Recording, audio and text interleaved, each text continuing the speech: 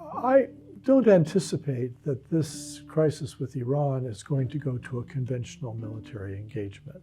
This generation doesn't remember a time when the United States wasn't at war.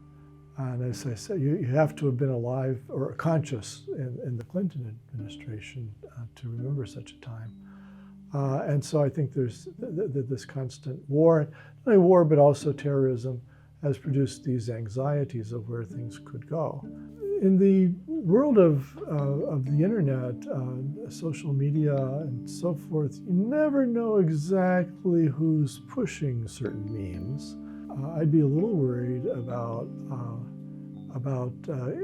influencers from countries that don't want a strong U.S. military to kind of produce these anxieties in the U.S. I'm not alleging that that's necessarily being done, but I think anytime you have a trend on the internet, you have to be worried at least a little bit about who exactly is promoting that trend and how spontaneous it really is. I think the U.S. political elite doesn't want a draft because the draft was what made it so difficult to pursue the Vietnam War. The generals and the politicians were committed to that war, even though they were losing very badly. The public discontent was enormous because the United States lost nearly 60,000 soldiers in that war.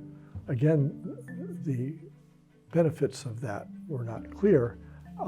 So the draft made it difficult to pursue these wars, and the U.S. geopolitical elite doesn't want that encumbrance. And so I think there's not an appetite to go back to that. I think they think it would make it difficult ever to prosecute a war if you had a draft.